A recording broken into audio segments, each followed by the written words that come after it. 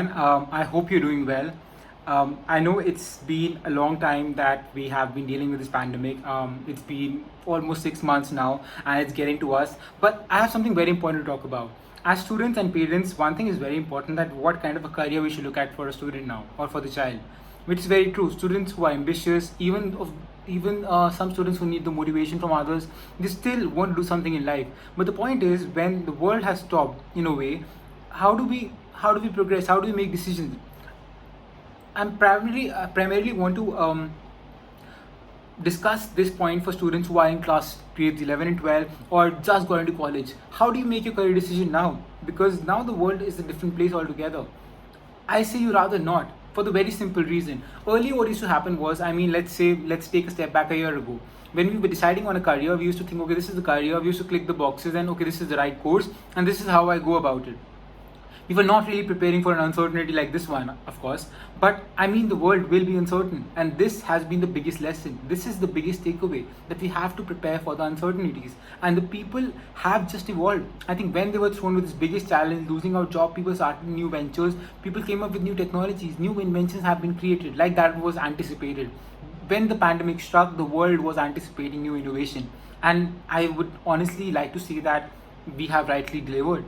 Major organizations have come up with amazing technology, be it in medicine, pharma, or just technology as a whole, be it in any possible domain. The world hasn't stopped, it has just become smarter. It has evolved, I would say, and revolutionized for the better. And our perspective has certainly changed. So, how do you make a decision during a pandemic about your careers? It's very simple. I'll just break it down for you. There's no set formula, but this is something we can definitely work towards. And this is something we have observed in the last few months. And the trend is something which is growing, and people are adapting to this for the very right reason, because this month we saw students going back to colleges. Not in a physical way, but of course they were still attending classes virtually. Universities around the globe are still accepting. Air bubbles have been created. Students are able to fly internationally and attend universities. Even if the classes are happening virtually, the universities are trying the level best around the world, be it in India or abroad. The idea is, when it comes to career decision making this year and moving forward, the idea should be, okay, let's say I want to study economics. I get that. I have n number of careers to look forward to. But end of the day, I should have a plan. I should have a backup. But I should give a 5%, 10% flexibility and keep that in my subconscious mind, that 3 years down the line, the careers will evolve. The careers we will be having in 2025, we are not even sure about. The later half of the decade will be completely different. I can assure you that, because the world will change. We cannot continue with the same way of life. So similarly, the careers will have to evolve and adapt. We're looking at a more sustainable world. It's about time we do that. So then we're looking at different careers altogether in any possible industry. Imagine Singapore has come up with a way of having solar panels in the ocean. Can you believe that? Trying to capitalize on hydraulic and solar power together. That is the kind of future we're looking at. So that means there's new technology. Any possible way, be it sports, they have evolved, they will have to evolve. Anything, entertainment industry, careers will evolve.